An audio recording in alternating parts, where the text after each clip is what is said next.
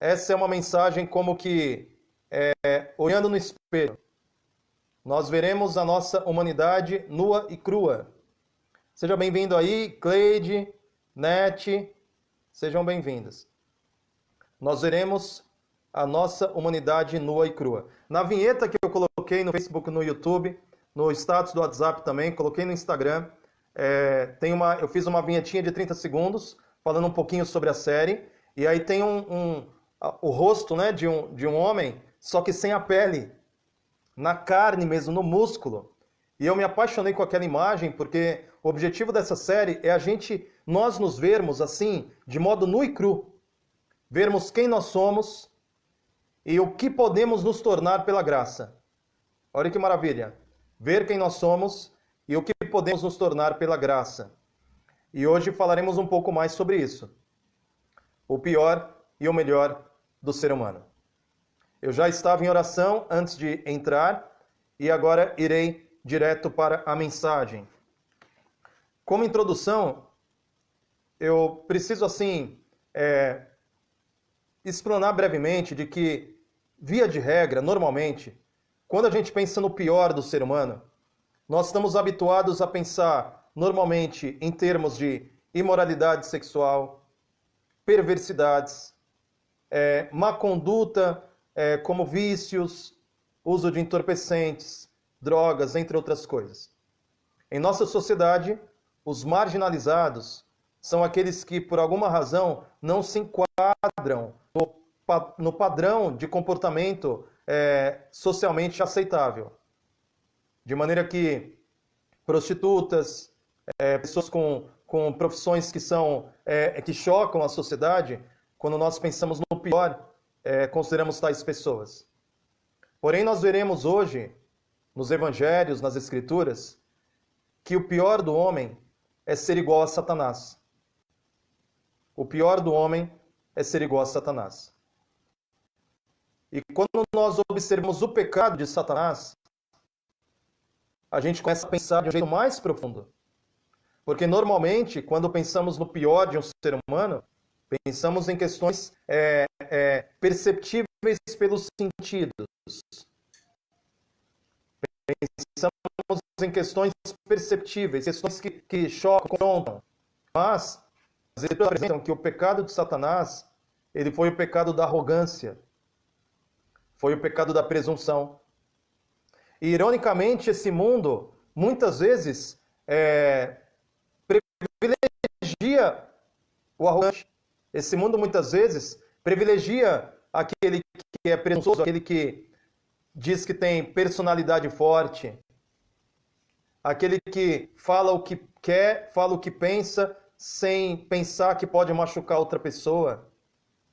O mundo parece que estende um tapete vermelho para aqueles que estão dispostos a qualquer coisa para obter riqueza, para obter poder, para obter status.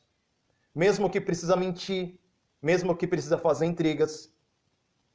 Então, na mensagem de hoje, a gente vai ter uma visão muito mais evangélica, no sentido de atrelada aos evangelhos, de qual é de fato o pior e o melhor do ser humano. E o ícone de humanidade, o expoente máximo de humanidade é Jesus Cristo. E eu até quero deixar essa dica, essa regra de interpretação. A melhor maneira de interpretarmos as Escrituras é a partir dos evangelhos na pessoa de Jesus Cristo. Jesus é quem dá o equilíbrio para entendermos as Escrituras da melhor maneira possível. Por exemplo, no Evangelho de Mateus, por exemplo, capítulo 7, verso 12, assim como no Evangelho de Mateus 22, verso 35 a 40, Jesus deixa muito claro que a maneira como nós nos relacionamos com o nosso semelhante, ela tem uma ligação direta com a maneira como nós relacionamos a Deus, e amar ao próximo e amar a Deus, tratar o semelhante com humanidade e tratar a Deus com reverência, é a síntese da lei dos profetas. Portanto, em Cristo, a maneira como você trata o seu semelhante é evangelho. Em Cristo, a maneira como você se relaciona com o próximo, a maneira como você entrega um copo d'água, a maneira como você dá um bom dia, a maneira como você exorta, repreende alguém, mesmo que ele esteja errado, o jeito de tratar o seu semelhante é evangelho aos olhos de Cristo. Se você chuta um cachorro que não fez nada para você, só por maldade, se você abre sua boca para difamar uma pessoa, denegrir a imagem de alguém, se você usa a sua influência para prejudicar o caminho de outra pessoa, tudo isso é contra o evangelho. Tudo isso é contra a maneira que Jesus apresentou, é a síntese da lei dos profetas. Entende que a gente está tratando de algo muito maravilhoso, muito tremendo? Então nós veremos em Cristo, qual é o pior e o melhor do homem. A pessoa de Jesus revela o pior e o melhor do homem. Veremos então, os textos de hoje, a grande maioria, estão no Evangelho de João. E o primeiro texto encontra-se no capítulo 2. É um texto que me chama muito a atenção. Antes da leitura, seja bem-vinda Sandra, Tati, seja bem-vinda Lucinéia, irmã Márcia, sejam todas bem-vindas. E hoje nós estaremos tratando de um tema extraordinário. Eu peço mais uma vez que você, além de curtir, deixar seus comentários, você compartilhe essa mensagem com outras pessoas. Essa é uma palavra que sai do senso comum, porque muitas vezes o olhar religioso, presta atenção no que eu vou falar, muitas vezes o olhar religioso, ele rotula pessoas baseado em comportamento. Se um determinado comportamento entra em conflito com os paradigmas da religião, a pessoa é taxada, rotulada, discriminada, marginalizada. Porém, eu vejo nos evangelhos que Jesus tinha um olhar totalmente diferente. Jesus era capaz de ver uma mulher samaritana que já tinha tido 5 amantes. O homem que ela estava também não era dela. E Jesus conseguiu olhar para aquela mulher, ter compaixão, tratá-la com humanidade, resgatá-la. Aquela mulher foi salva, foi alcançada pela graça. E ao mesmo tempo, Jesus orava um fariseu que externamente era irrepreensível, mas o coração era orgulhoso, o coração era arrogante, a atitude era presunçosa. Entende? Então nós vamos ver aqui nos evangelhos algo que sai do senso comum, sai da superficialidade de uma religiosidade só de aparências. E vamos ver como Jesus interpretava o pior e o melhor do homem. O primeiro texto está aqui, João 2, verso 25. Olha que texto maravilhoso. Jesus não precisava que alguém lhe desse testemunho a respeito do homem, porque ele mesmo sabia o que era a natureza humana. Que tremendo! Ele mesmo sabia o que era a natureza humana. Por quê? Porque Jesus encarnou como um homem. Sabe, esse é um ponto que eu vejo necessário enfatizar. E é por isso que essa série vai trabalhar tanto a questão da humanidade. Porque nós estamos muito habituados, e eu vou dizer, é mais até palatável. É mais palatável ver as Escrituras enfatizando unicamente a divindade da pessoa de Jesus Cristo. Porque, sem sombra de dúvida, os 4 evangelhos são unânimes em apresentar Jesus como Filho de Deus, o Deus encarnado. Jesus é a segunda pessoa da divindade. Jesus não teve início de dias, assim como o Pai. Jesus é eterno e é Deus em carne. O olhar sobre Jesus Cristo sendo Deus, ele é necessário, assim como olhar sobre Jesus Cristo como homem. Porque entender que Jesus venceu como homem constrange, nos deixa assim perplexos, quebranta todas as nossas desculpas, escusas, quebranta toda a nossa tentativa de nos esquivarmos da realidade de que nós precisamos enfrentar o pecado que habita em cada um de nós. Então, Jesus não precisava que alguém lhe contasse o que é ser humano, porque Jesus encarnou como homem, menino. E de acordo com Hebreus, ele foi tentado em todas as coisas, a nossa semelhança. Veja que obra maravilhosa, que obra tremenda que Jesus veio fazer na terra. A segunda pessoa da divindade encarnou como um homem para saber por si mesmo o que é a natureza humana. Louvado seja o nome do Senhor. E Jesus, sendo homem, ele fez declarações que nos mostram um caminho seguro para entendermos que ele, na condição humana, ele viveu uma completa e restrita, absoluta dependência de Deus. Veja aqui algumas citações. Evangelho de João, capítulo 5, no verso 30, olha o que Jesus diz. Eu nada posso fazer de mim mesmo. Que tremendo. Eu nada posso fazer de mim mesmo. Jesus é o Verbo que se fez carne. Jesus veio como um homem. E ele declarou, eu nada posso fazer de mim mesmo. Ainda no Evangelho de João, capítulo 6, aqui no capítulo 6, olha o que Jesus nos apresenta. Aqui no verso 29. A obra de Deus é esta, que criais naquele que por ele foi enviado. Capítulo 8, verso 28. Disse Jesus, quando levantares o Filho do Homem, então sabereis que eu sou, e que nada faço por mim mesmo, mas falo como o Pai me ensinou. Você percebe a sujeição de Jesus como um homem diante do Pai? As maravilhas, os sinais, os milagres que Jesus fez, ele fez se submetendo ao Pai, ele pelo poder que veio do alto. Porque, de acordo com Filipenses capítulo 2, verso 5 em diante, Paulo diz assim, tende em vós o mesmo sentimento que outros, por Jesus em vós é Deus, não considerou privilégio ser igual a Deus. Antes, pelo contrário, esvaziou-se de si mesmo. Meus queridos, nós estamos diante de uma verdade maior do que tudo, uma verdade tremenda, uma verdade maravilhosa, uma verdade que transforma, que transcende aquilo que normalmente nós paramos para avaliar. O fato de que Jesus se submeteu completamente. Ele disse, outras palavras, voltando aqui um pouquinho, no capítulo 4 de João, ele diz aqui no verso 34, a minha comida consiste em fazer a vontade daquele que me enviou e realizar a tua obra. Veja a submissão, fazer a vontade daquele que o enviou.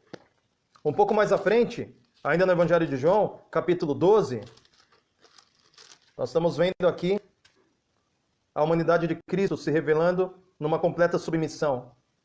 Capítulo 12 de João, verso 49. Porque eu não tenho falado por mim mesmo, mas o Pai que me enviou, esse me tem prescrito o que dizer, o que anunciar, o que fazer. Você entende? Então essas falas de Jesus são categóricas. Ele, sendo Deus, não considerou um privilégio ser igual a Deus, mas se esvaziou. Ele agiu como um ser humano deve agir.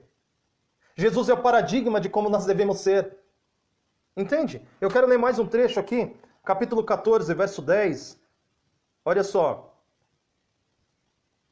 As palavras que eu vos digo, não as digo por mim mesmo, mas o Pai que permanece em mim faz as suas obras. Olha, breve recapitulação. A mensagem de hoje é o pior e o melhor do ser humano.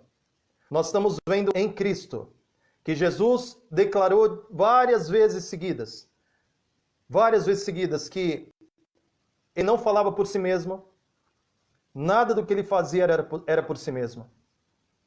De maneira que Jesus andando sobre as águas, Jesus multiplicando pães e peixes, Jesus realizando a obra, sinais e maravilhas, foi um homem como nenhum outro jamais existiu, que viveu a mais completa, a mais profunda, a mais maravilhosa entrega e dependência do céu.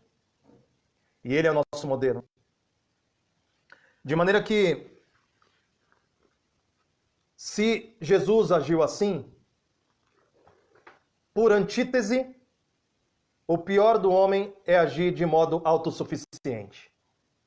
Entende? O melhor do homem é uma completa submissão a Deus, uma voluntária. E grave essa palavra, voluntária.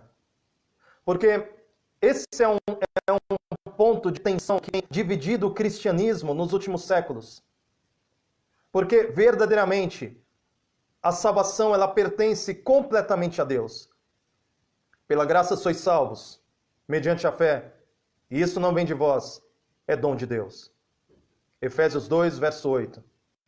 Salmo 3, verso 8, o salmista diz: do Senhor pertence a salvação. Ontem nós vimos outros textos. Evangelho de João, capítulo 6, verso 37, Jesus diz: ninguém, todo aquele que vem a mim, que o Pai me der, esse eu não lançarei fora. O verso 44, ele diz ainda: ninguém pode vir a mim se o Pai que me deu não o trouxer. Portanto, a salvação do ser humano, morto em pecados e delitos, é uma obra de Deus sobre o ser humano. Isso é inquestionável. O homem não tem como alcançar o céu. O homem não tem como salvar a si mesmo.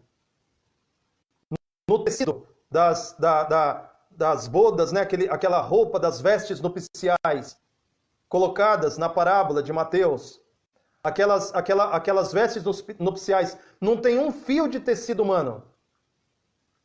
Não tem sequer uma participação no sentido de mérito. Não tem mérito humano.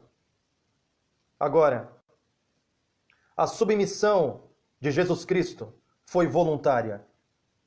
E esse é o ponto importante para entendermos. Que sim, a salvação pertence a Deus. Mas igualmente, a submissão que Jesus Cristo desempenhou junto ao Pai foi voluntária. Por semelhante modo, a submissão de um homem, de uma mulher, que na sua humanidade decide viver completamente dependente de Deus, é uma submissão voluntária. Porque Deus não age pela força e pela violência, mas por um espírito manso e suave, que pretende conduzir o ser humano para voluntariamente entregar a sua vida. Voluntariamente. E Deus faz toda a obra mediante uma voluntária submissão.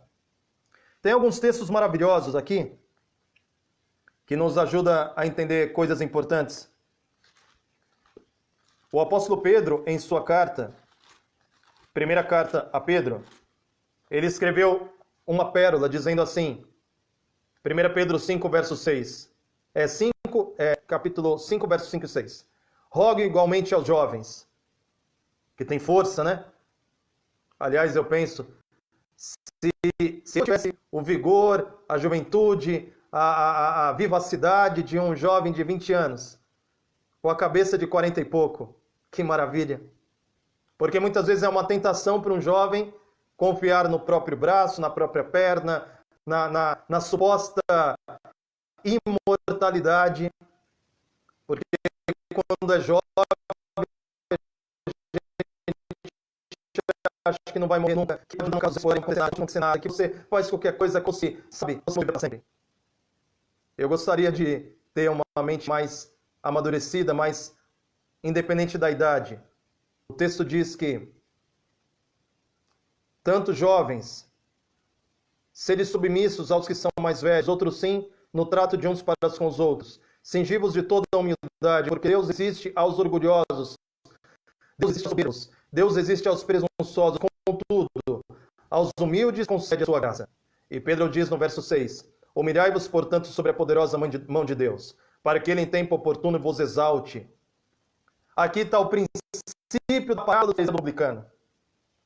O fariseu subiu ao templo dizendo, Senhor, Senhor, graças te dou. E ele orava para ele mesmo. Essa oração Deus nem ouviu. Porque Pedro falou, Deus resiste aos orgulhosos. Essa oração do fariseu Deus nem ouviu. Nem como diz, nem subiu, passou do teto. Graças te dou, Senhor, porque eu não sou como esse, como aquele outro. Enquanto isso, o publicano, com a cabeça baixa, humilhado, quebrantado, ele disse, Senhor, tenha misericórdia de mim, porque eu sou pecador. Jesus arremata essa parábola dizendo: Este que ninguém dava nada por ele, este que era ridicularizado pela religião, ridicularizado pelos que se acham alguma coisa, esse desceu justificado. E justificado como uma mulher de um monte de homem com pé nas mãos. Jesus disse para aquela mulher humilhada: Eu não te condeno. Vá e não peques mais. Meu querido e minha querida, o segredo da vida genuinamente humana é uma completa submissão a Deus. Uma voluntária submissão a Deus. Para que Deus faça a obra do perdão, a obra da fé, da implantação da fé, a obra do Espírito, de encher do Espírito. Toda a obra de Deus é realizada sobre aquele que se humilha diante do Senhor. Aquele que se julga rico, abastado e de nada preciso. Aquele que é um poço de Laodiceia. Está tão afastado que nem mesmo ele enxerga. E é por isso que Jesus nos diz: olha, você acha que está rico, abastado e não precisa de coisa nenhuma? Você não sabe. Você não sabe. Você é pobre, miserável, cego, nu. Não tem nada. É como Josué dizendo para Acã: Acã, dá glórias a Deus, confessa o teu pecado. Dê glórias a Deus e confessa o teu pecado. Meu querido, não tem como vencer o pecado sem reconhecer o pecado. Não tem como lutar contra si mesmo sem buscar, de fato, uma voluntária submissão a Deus, porque então o Senhor entra com providência. E eu quero encerrar minhas palavras lendo um dos trechos que Deus usou na minha vida. O Senhor me ensinou quando eu li o Sermão da Montanha. Há muitos anos atrás, enquanto eu lia o Sermão da Montanha, o Espírito Santo me alcançou. E eu quero ler contigo: bem-aventurados os pobres, humildes de espírito, porque deles é o reino dos céus. Bem-aventurados os que choram, porque serão consolados. Bem-aventurados os mansos, porque herdarão a terra.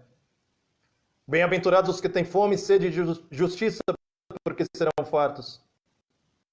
Bem-aventurados os misericordiosos, porque alcançarão misericórdia. Bem-aventurados os limpos de coração, porque verão a Deus. Que maravilha. Meu amado, a vitória contra o pecado, contra a malignidade da natureza humana caída. O segredo da vitória contra as tentações que nos assaltam. Contra o passado que nos condena. Ficou sintetizada pela fala do apóstolo Paulo em sua carta aos Gálatas, dizendo: já estou crucificado com Cristo. E agora eu vivo pela fé no Filho de Deus, que foi morto, mas ressuscitado. E agora vivo não mais eu, mas Cristo vive em mim. Que Deus te abençoe e te guarde. Curte, comente, eu vou depois responder. Compartilhe, chegue a mais pessoas e vamos lutar juntos. Eu digo a você, mais do que nunca, é hora de nos firmarmos nos caminhos do Senhor. Se você fraquejou na fé, se os seus dias passados têm sido dias ruins, confie em Deus. Entregue voluntariamente os seus caminhos a Ele. E o mais Ele fará. Que Deus te abençoe.